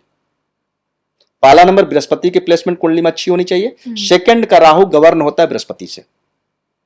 और धन की बारिश किस साल होगी? जिस साल लगन पे शनि आके बैठेगा वर्षफल में। सेकंड में राहु बैठा हो, बृहस्पति की प्लेसमेंट अच्छी हो, और जिस साल वर्षफल में शनि लगन पे आ गया, कई गुना व्यक्ति तरक्की करेगा। सेकंड के राहु वाले का धन डूबता है, फंसता बहुत है, उधार दिए पैसे नहीं मिलेंगे। सेकंड राहु वाला अंबानी को उधार दे दे, अंबानी कंगाल हो जाएगा उसका पैसा देते समय। सामने वाला ईमानदार, खूब ईमानदार, आप उसको उधार दे दें, सेकंड राहु वाला उधार दे दे, उसकी स्थिति खराब हो जाएगी 4, 5, 6 साल। उसका पैसा कितना भी ईमानदार से ईमानदार व्यक्ति को दे दे, अगर ईमानदार है तो उसकी स्थिति खराब हो जाएगी, बेईमान होगा लेकर भाग जाएगा। उसके पैसे खूब फंसते हैं, खूब डूबते हैं, और जितने डूबते हैं उसे 10 गुना आते हैं। जिस पैसे को लेकर टेंशन में आएगा, मान लीजिए किसी को उसने 10 लाख रुपया दिया, पैसे डूब गए, उसको लेकर बहुत टेंशन में आ गया, बहुत सचमुच वाला डिप्रेशन, तो उससे 10 गुना पैसा आएगा 6 महीना, साल भर के अंदर। राहु सेकंड वाला राहु के गोचर पे चलता। सेकंड राहु वाला के घर में चोरी होती है, पैसे की चोरी या घर में चोरी। सेकंड राहु वाला राजा भी बनता है। वर्षफल में जिस साल शनि लगन पे आएगा उस साल उसकी स्थिति 10 गुना से 50 गुना बदल जाएगी। सेकंड राहु वाले की जेब कभी खाली नहीं होती, उसके मुंह से निकली हुई सारी बात सच होती है, उसकी बद्दुआ से बचो। उसके मुंह से निकली हुई निगेटिव बात अंतिम सत्य है, निगेटिव बात कभी गलत नहीं होगी, पॉजिटिव बात शायद गलत हो जाए। तीसरा राहु, जैसे आप कहीं पुलिस उठा के ले गई, एक बात कर रहा हूं, तीसरे राहु को मदद कैसे मिलती है? एक राह चलते व्यक्ति एक मिल गया, उसने कुछ बात की पुलिस वालों से, आपकी मदद मिल गया, बाहर आ गए। मतलब आप जिसको जानते नहीं है उसने आपकी राह चलते मदद कर दी। तीसरा राहु ईश्वरीय कृपा। अच्छा, तीसरे भाव में राशि। हाँ, तीसरे भाव तीसरे में भाव में राहु कृपा। चौथा राहु, यहां मैं राहु के गूढ़ रहस्यों की बात कर रहा हूं। जी। कुंडली में राहु, दर्शक सुन ले, कुंडली में राहु जहां बैठा है उस हाउस का पाठ आपको इस जीवन में पढ़ना है। और सारे ग्रह का पाठ पढ़े या ना पढ़े, लेकिन राहु शनि, पाठ पढ़ा है। हाँ शनि जी। कुंडली का सबसे इंपॉर्टेंट हाउस होता है। हम्म।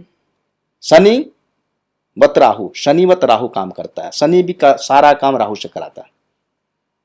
पिछली बार बताया था हाँ। आपने। चौथा राहु, माता को हेल्थ प्रॉब्लम रहेगी, मगर ये राजयोग है। जी। मानसिक रूप से परेशान रहेंगे, खुशी को एंजॉय नहीं करेंगे, 72 घंटे से ज्यादा खुशियों को एंजॉय नहीं कर सकते।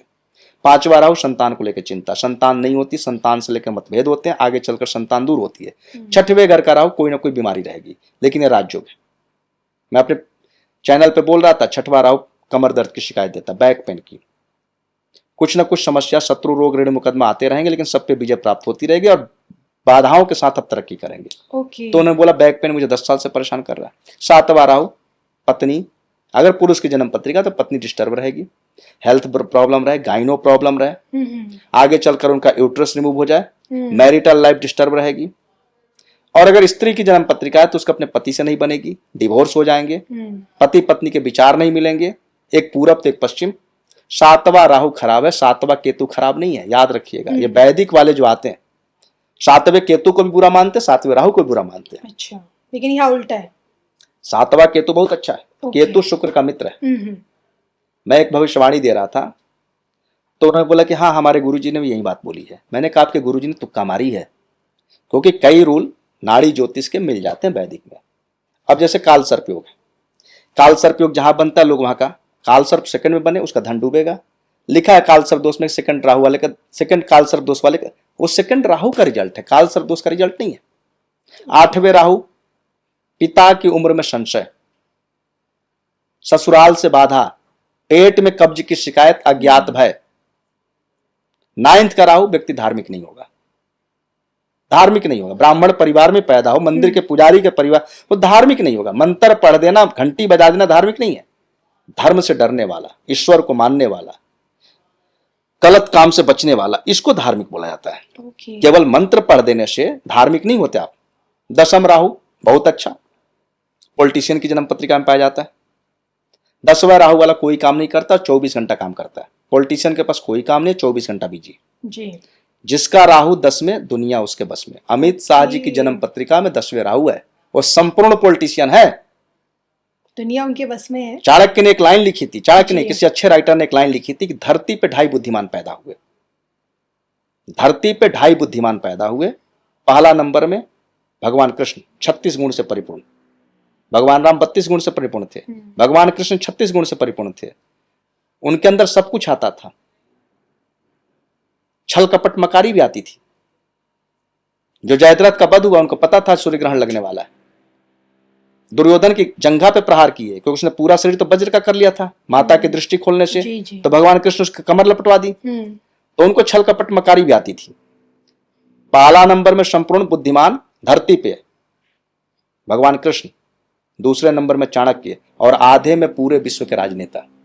पूरे विश्व के राजनेता आधे में आते हैं, जिसमें मैं सर्वश्रेष्ठ कूटनीतिज्ञ और पॉलिटिशियन अमित शाह जी को मानता हूं। 10वें घर में राहु जो है उच्च का राहु है, अकेला होना चाहिए, शर्त है अकेला। 10वें राहु दुनिया बश में। 11वें राहु इनकम अच्छी रहेगी, माता पिता से कुछ नहीं लेगा, स्वयं अपनी कमाई करेगा, लेकिन उसके दादा की उम्र 100 में 70 जगह देखी कम होती है। अच्छा। अब मान लीजिए एक पिता के 5 बेटे, उसके 15 पोते, एक में राहु 100, अब में नहीं है तो एक के करने से थोड़े मर जाएंगे, लेकिन 100 में 70 जगह देखा गया कि जिसका राहु 11 में उसके दादा की उम्र कम होती है। 12वें राहु का खर्चा बहुत बड़ा होता है, बहुत बड़ा होता है। दूसरा नंबर, उसकी बहन बुआ बेटी परेशान रहती है, 42 साल की उम्र तक पैसा खूब आता है, क्योंकि यहां नियम बनता है कि 6वें जब केतु जाएगा तो बृहस्पति कहीं भी होगा पावरफुल होगा, और बृहस्पति आपका भाग्य है। मैं, हमारे एक मित्र हैं, वो हमारे जिले में एसपी थे, तो हमारा परिचय हुआ था आज से 7-8-10 साल पहले जी। उनका राहु 12 है, तो मैं उनको बोला था कि 12वें राहु वाले को हाथी की सेवा करनी चाहिए, और उनको हाथी से बड़ा प्रेम है। साउथ में तुला दान किया, हाथी को दान किया जाता है। तो एक बार जुलूस से कोई हाथी जा रही थी, बहुत बड़ी हाथी, विशाल हाथी, तो उन्होंने उसको रुकवाया। उनके दरवाजे पे आ गई। अब एसपी थे तो बंगला बड़ा था। उन्होंने उसको कई दर्जन केले खिलाए, ड्राई फ्रूट्स 1-1.5 क्विंटल खिलाए, मोटी मोटी रोटी 200 बनवा के खिलवाए, गुड़ 15-20 किलो खिलवाए। तो उन्होंने पूछा कि पेट भर गया? बोला कोई फर्क नहीं पड़ा इसको। ये जो आप रोटी खिलाए हैं, जो भी 20-25 किलो की, आपने जो भी 15-20 किलो गुड़ खिलाया, इसका तो स्वाद अच्छा हो गया। आपने इसको ड्राई फ्रूट्स दिया, आपने इसको केले दिए। बोले इसका पेट भरेगा, 10-15 टन चारा काटा जाएगा तब से। ओके। तो 10-15 टन पीपल बरगद काटे गए, तब हाथी को चारा चाहिए 10-15 टन। उसको 2-4, 10, 20, 25 किलो से कुछ नहीं होने वाला। तो हाथी को कोई नहीं खाना खिला सकता। मैं दावे के साथ कह सकता हूं, हाथी को कोई खाना नहीं खिला सकता। चाहे हाँ, आपको 50 बोरी गेहूं फेंक दे सामने, ये खाना खिलाना नहीं हुआ। आप रोटी बना के, चावल बना के इस तरह खिलाओ। एक हाथी को 20 बोरी अगर हम आटा रख दें, या गेहूं रख दें, या चावल रख दें, तो पेट खा लेगी भाई। उसको या तो डंटी चाहिए, टहनी चाहिए। राजा को हाथी भी खाना नहीं खिला सकता। रसोईया कितना बनाएगा? वो बनाते जाएगा, हाथी का पचते जाएगा, पचते जाएगा। राहु 12 में भी अच्छा है, राजयोग बनाता है 42 साल की उम्र के बाद जी। मगर कुंडली का सबसे इंपॉर्टेंट हाउस होता है कि राहु जहां बैठा है उस हाउस का पाठ आपको पढ़ना पड़ेगा। और इसके लिए एक नियम है कि 1 बूंद अमृत को पाने के लिए 1 घड़ा जहर पीना पड़ेगा। आपको जो उपलब्धि मिलेगी उसकी कीमत आपको मानसिक सुकून के रूप में चुकानी पड़ेगी। वहां संतुष्टि नहीं होती। राहु जहां बैठा उस भाव में आप हमेशा अतृप्त रहेंगे, क्योंकि पिछले जीवन से अतृप्त चले आ रहे हैं। ओके। पिछले जीवन से आप अतृप्त चले आ रहे हैं, और इस जीवन में चाहे जितनी ऊंचाई पे चले जाए, वो हाउस आपको संपूर्णता नहीं देगा। और शनि जहां बैठा है उस हाउस में पिछले जीवन से आप काम कर रहे हैं। शनि कई जन्मों के अंदर आता है। अब जिसका शनि 10वें घर में बैठा हो, पिछले जीवन में अपने काम में विख्यात था, इस काम में भी काम में सर्वश्रेष्ठ होगा। जिसकी जन्म पत्रिका में शनि 8 और 12 में बैठा हो, पिछले जीवन में भी आलसी था, इस जीवन में भी आलसी रहेगा। वो दिमाग लगाएगा, शारीरिक श्रम नहीं करेगा। तो शनि जहां बैठा है वो कई जन्मों का प्रयास होता है। और राहु जहां बैठा है, क्योंकि राहु अतृप्त क्यों हुआ? समुद्र मंथन के समय राहु ने देवताओं का रूप पकड़ लिया जी। अमृत जब पीने लगा तो अमृत उसके कंठ से होकर नाभि तक गई, तब तक उसकी गर्दन काट दी गई। अतृप्त हुआ नहीं था अमृत से। Yes yes yes. तो अतृप्त है राहु। और कुंडली में मैं सब विद्वान लोगों से कह रहा हूं, सारे श्रोता बंधु से, जो आपकी कुंडली में राहु जहां बैठा है उस हाउस के बारे में आपका स्ट्रगल जीवन प्रयत्न रहेगा। 42 साल के बाद थोड़ी शांति आएगी। और जहां राहु अच्छा है, अब सेकंड राहु खूब अरबपति बनेगा, लेकिन उसके जीवन की एक ही उद्देश्य होगा, एन केन प्रकरण धन संचय। जिसका तीसरे राहु बैठा है वो पराक्रम का प्रदर्शन करेगा। भाइयों के साथ संबंध अच्छे या बुरे हो सकते हैं। जिसका चौथे घर में राहु है, मां को लेकर परेशान रहेगा। 5वें घर में राहु है, संतान को लेकर परेशान रहेगा। 6वें घर में राहु है, रोग को लेकर परेशान रहेगा। 7वें घर में राहु है, पार्टनर को लेकर परेशान रहेगा। 8वें घर में राहु है, ऐसी डिजीज जिसका डॉक्टर निदान न कर पाए उसको लेकर परेशान रहेगा। तो राहु जहां बैठा 42 के बाद वहां रिजल्ट तो अच्छे आएंगे, लेकिन जीवन प्रयत्न आप उस हाउस के बारे में सेटिस्फाइड नहीं हो सकते।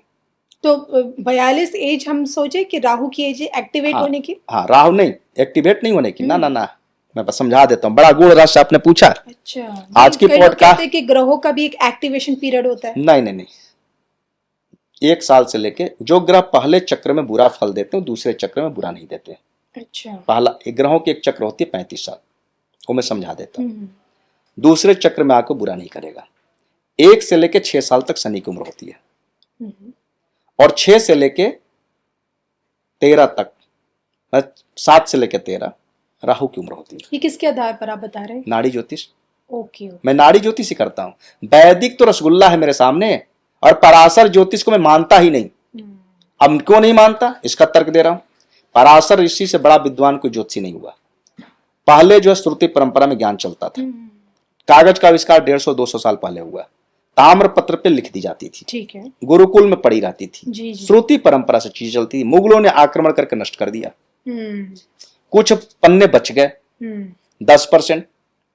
अब जिन लोगों के दिमाग में पूरा था उन्होंने किताब में लिखा नहीं, अपने शिष्यों को दिया, अपने पुत्रों को दिए। उन्होंने वो चीज लिखी जिसकी रोज जरूरत नहीं है, जो लेजी है। जैसे आपके मोबाइल में अगर 5000 नंबर सेव है तो मैं कहता हूं उसमें 4500 नंबर की आपको कभी जरूरत नहीं पड़ेगी जी। लेकिन है सेव ना। तो उन लोगों ने जो चीज लेजी थी, जिसकी रोज जरूरत नहीं है, कभी कभार उपयोगिता पड़ती है, उसकी एक्यूरेसी नहीं है, उन्होंने किताब में छाप दी। पराशर ज्योतिष वाले से मैं सवाल करता हूं, तुम बताओ 2 ग्रह का क्या फल लिखा गया, 3 ग्रह का क्या फल लिखा गया, 4 ग्रह का क्या फल लिखा गया? नहीं जी, 9 में 10 में जोड़ते रहो। पराशर ज्योतिष से बड़ा, पराशर ज्योतिष से जैमिनी बनी है, वैदिक से पराशर बना है, वैदिक से जैमिनी बनी है, वैदिक से नाड़ी बनी है, वैदिक से गोचर बना। तो पराशर ज्योतिष संपूर्ण नहीं है, इसलिए मैं पराशर ज्योतिष नहीं करता। इसलिए आप नाड़ी ज्योतिष करते हैं। अन्य ग्रहों की भी एज बता दीजिए। अभी बता रहा हूं, बड़ा अच्छा टॉपिक है ये। आज आपसे अलग तरीके की पॉडकास्ट हुई है और मैं यही हूं, जो आज मैंने बोला है मैं इसी अंदाज में लोगों से बात करता हूं। 1 साल से लेकर 6 साल शनि की उम्र होती है जी। 7 से लेकर 13 राहु की उम्र होती है। ओके। 6 साल शनि, 6 साल राहु, तो 7 से 6 और 6 से 12 और 13, 14, 15 3 साल केतु की उम्र होती है। ओके। तो 15 साल तक। अब बच्चा जो 6 साल तक होता क्या है, वो थोड़ा डिस्टर्ब रहता है, बच्चा रहता है, नहीं पढ़ने का मन नहीं करता, पढ़ने में रुचि है। 6 से लेकर 12-13 तक शरारतें बहुत करता है। राहु के पास केवल खोपड़ी है। जिन लोगों के घर में छोटे बच्चे हैं, 6 साल से लेकर 12-13 साल के बच्चों को संभालना उतना आसान नहीं होता, और 13 से 15 में उसका मन उचटता है पढ़ाई से। चंद्रमा एजुकेशन है और केतु उसका दुश्मन है।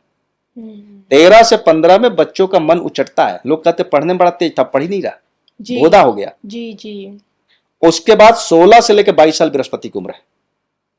इसी में व्यक्ति का सब कुछ बनना होता है, पढ़ाई लिखाई, कैरियर, ग्रेजुएशन, सब कुछ। अगर आपका जुपिटर अच्छा है तो आपका भविष्य अच्छा होगा, आपका जुपिटर खराब है तो इस 16 से 22 में खराब हो जाएंगे, जिसको गधा 25 ही बोलते हैं। 22 के बाद 16 से 21, 16, 17, 18, 19, 20, 21, 6 साल बृहस्पति की उम्र होती है। सूरज की उम्र होती 2 साल, 22, 23। ठीक है। इस समय व्यक्ति पिता से थोड़ा प्रभाव से बाहर निकलता है।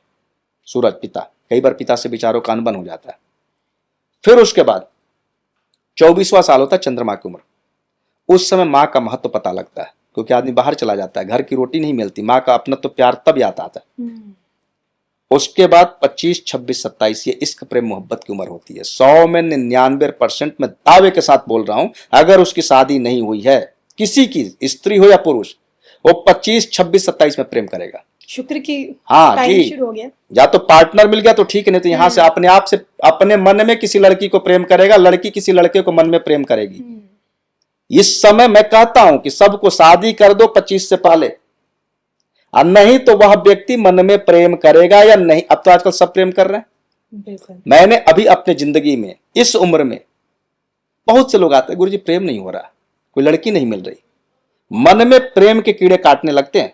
और इस पे एक प्रसंग सुनाता हूं, सुन के किसी को बुरा लगे अच्छा लगे, मुझे कोई फर्क नहीं पड़ता। भगवान राम जब जनकपुर में गए, भगवान राम जब जनकपुर में गए और गुरु जी की पूजा के लिए फूल निकालने गए जनक जी की वाटिका में, वहां पे सीता जी जगदम्बिका जी की पूजा करने के लिए गई जी। राम इतने मनोहर थे कि राम को देखते ही उनकी छवि उनके हृदय में समा गई। इसीलिए पहले लड़कियों को लड़कों के सामने नहीं जाने दिया जाता था, भाई भी घर से बाहर, लड़की बड़ी, भाई भी घर के अंदर नहीं। लड़की के सामने कोई लड़का आना ही नहीं चाहिए, उसके हृदय में अगर कोई लड़का प्रवेश कर गया, वो कोई भी हो, वो वैश्या है। शास्त्र बोलता है, मैं नहीं बोल रहा। किसी स्त्री के हृदय में अगर शादी से पहले कोई पुरुष प्रवेश कर गया और अगर उससे उसकी शादी नहीं हुई तो वैश्या है। ये सीता जी बोल रही है, मैं उनकी बात कर रहा हूं। राम हृदय में समा गए, मनमोहक थे, अद्वितीय थे, धनुष किसे टूट नहीं रहा तो कोई फर्क नहीं पड़ा। जब राम जी धनुष तोड़ने के लिए उठे तो सीता जी ने जगदम्बिका जी से प्रार्थना की कि हे जगदम्बिका जी, भगवान राम के अंदर इतनी असीम शक्ति भर दो कि धनुष तोड़ दें। अगर मेरी शादी इनके साथ नहीं हुई तो मैं नहीं जाऊंगी। ओके। ये हमारा शास्त्र कहता है कि शादी से पहले अगर किसी स्त्री के हृदय में कोई पुरुष प्रवेश कर गया और उससे शादी नहीं हो तो उल्टा है। तो उस हिसाब से देखे तो आज उल्टा भरी पड़ी है। 13, 14, 15 सबके बॉयफ्रेंड है शादी से पहले। सुनने में अच्छा लगे बुरा लगे, जो जितना ज्यादा पढ़ा लिखा है वो उतना ही चरित्र भ्रष्ट है। एक चीज और बता देता हूं, मैंने अपने जीवन में अनुभव किया है, जो ज्यादा इंग्लिश बोलता है उस चरित्रवान नहीं है। मेरे सर्किल में जितने लोग ज्यादा इंग्लिश बोलते हैं उनका चरित्र ही नहीं है। आप इंग्लिश बोलो, हमसे हिंदी में लोग बात करते हैं, अमेरिका में हिंदी बात करते हैं। आप जो भाषा जानो जानो, अगर व्यवहारिक भाषा में व्यक्ति इंग्लिश से नीचे नहीं उतर रहा तो उसके अंदर नैतिक संस्कार नहीं है। इंग्लिश बोलने वाला व्यक्ति हर चीज में वो मान के चलता मैं सुपीरियर हूं, ईश्वर नाम की कोई चीज नहीं है, धर्म कर्म कोई चीज नहीं है। आप इंग्लिश खूब बोलो, पढ़ो, व्यवहारिक बातचीत में आप हिंदी का प्रयोग करो। मैंने अपने अनुभव की बात बोली है। मेरी सर्किल में जितने लोग हैं सवाल ही इंग्लिश में शुरू करेंगे, बात भी इंग्लिश में शुरू करेंगे, उनको हिंदी आ रही है फिर भी हिंदी नहीं बोल रहे। इंग्लिश बोलने वाला चरित्र भ्रष्ट होता है। जानकारी रखना कोई बुरी बात नहीं। राष्ट्रभाषा, मातृभाषा संस्कार देती है जी, राष्ट्रभाषा व्यवहार देती है, विदेशी भाषा व्यापार देती है। लेकिन आज की जनरेशन को मैं देख रहा हूं, हिंदी आ रही है, इंग्लिश से नीचे नहीं उतर रही। उनका नैतिक चरित्र कमजोर होगा क्योंकि धर्म कर्म को नहीं मानेंगे। उसके बाद आती है मंगल की उम्र। ओके। मंगल की उम्र होती है 27 साल से लेकर, मतलब 28, 25, 26, 27 शुक्र की उम्र होती है। 28 से लेकर 33, 6 साल मंगल की उम्र होती है। इसी में व्यक्ति जोश में आता है, एग्रेशन आता है, विद्रोह करता है, या एक तरीके से कहे तो अपनी क्षमता कैरियर में लगाता है जी। और अगर कैरियर नहीं तो विद्रोह करता है। गुंडे, मवाली, बदमाश इसी उम्र में बनते हैं। ये मंगल की उम्र है। अगर मंगल खराब है तो गुंडे, मवाली, बदमाश बनेंगे। मंगल अच्छा है तो आप अपनी पूरी एनर्जी कैरियर में लगाएंगे। उसके बाद बुध की उम्र आती है 35, 34 और 35 हो गई। वहां आदमी मनी माइंडेड हो जाता है। जिसका लगन पे बुध बैठा पहली संतान लड़की होगी, 100 में 99%। और एक रूल और, जिस महिला की जन्म पत्रिका में लगन पे बुध बैठा उसके बारे में पंडित जी ने लिखा है कि मिले तख्त औरत को कितना भी ऊंचा, जवानी में तोहमत का खतरा ही होगा। जिस महिला की जन्म पत्रिका में अकेला बुध लगन पे बैठा हो जवानी में बदनाम होगी। पुरुष की जन्म पत्रिका हो, लगन पे बुध बैठा हो, 7वें शनि बैठा हो तो इतना प्रभावशाली होगा, रंग सांवला हो तो पत्थर को पानी में तैरा देगा। अब दोबारा रिपीट कर रहा है। 36, 35 तक तो हो गया बुध, 36 से लेकर 42 शनि हो गया, जो शुरू में 1 से 6 था। तो दूसरे चक्र में शनि बुरा फल नहीं देगा जितना अच्छा, भी तो बुरा। एक साइकिल कंप्लीट हो गई। एक साइकिल कंप्लीट हो गई 35 तक। अब 6 से लेकर 12 राहु था, तो 36 से 6 शनि आया तो 42 हुआ, और 42 से 6 48 राहु की हुई। तो दूसरे चक्र में राहु चाहे जितना बुरा, अच्छे की गारंटी नहीं है, बुरा नहीं देगा। ठीक है। और ये नाड़ी ज्योतिष का रहस्य है। और मैं जो ग्रहों की उम्र बताता हूं ना, रिजल्ट लोग हिल जाते हैं। ये आपने कैसे बोल दिया कि 36 से 42 हमारा बहुत अच्छा गया। अगर किसी कुंडली में शनि खराब है, बहुत खराब है हमारी नाड़ी ज्योतिष से, मैं सीधा बोलता हूं कि 36 साल तक आपका बहुत स्ट्रगल रहा। हाँ जी, स्ट्रगल था। सूरज शनि अगर किसी कुंडली में एक साथ बैठा है, सूरज की उम्र होती है 22 साल, मैंने बोला ना 22, 23, और शनि की उम्र होती है 36 के बाद दोबारा रिपीट करता है, तो 22 से लेकर 36 साल की उम्र तक आपका स्ट्रगल रहेगा। अब 22 साल से पहले जब पिता के कंट्रोल में रहेंगे तो अभाव रहेगा जी। और जब आप अपने दम पे करने, 22 से पहले कोई नहीं निकलता करने, ग्रेजुएशन करते करते 22 लग जाती है, तो 22 से लेकर जो 14 साल तुम रगड़ाते हो अपने दम पर, 36 के बाद तुम कामयाब बनते हो। इसीलिए लोग कहते हैं कर्म से भाग्य बदलते। मैं कहता ना, अगर आप लगे हुए हैं तो आप जब दूसरी बार ग्रहों की उम्र में आएंगे तो आपको सक्सेस मिलेगी। और 90% लोग 36 के बाद सफल होते हैं, और 90% लोगों का घर 42 के बाद बनता है। 90%, बहुतायत की बात कर रहा हूं, 42 के बाद ही घर बनता है। बाकी जो सोने के चम्मच लेके पैदा हो गए, हस्बैंड वाइफ दोनों नौकरी कर रहे हैं, दोनों की पैकेज 1-1 करोड़ रुपया है, पिताजी ने अकूत संपत्ति बना रखी है। आजकल तो 22 साल में बच्चे मकान ले रहे हैं। लेकिन जो सबकी बात कर रहा हूं बहुतायत की, 36 से लेकर 42 में 100 में 90% लोग घर खरीद लेते हैं या बना लेते हैं। बिल्कुल, यही सत्यता है जी। जीवन की। चलिए, आज तो बहुत लंबी बात हुई है अन्य विषयों पर भी, जैसे कि मैंने शुरुआत में कहा था कि ज्योतिष के कुछ विशेष विषयों पर हम बात करेंगे। और इसी के साथ मुझे और संत जी को अनुमति दीजिए। आज का ये पॉडकास्ट स्पेशल तो था, लेकिन क्या आपको भी स्पेशल लगा? कमेंट करके बताइएगा ज़रूर। और इसी के साथ मुझे और संत जी को दोनों को अनुमति दीजिए। पुनः मिलेंगे, तब तक के लिए नमस्कार। जय श्री राम, हर हर महादेव, राधे राधे।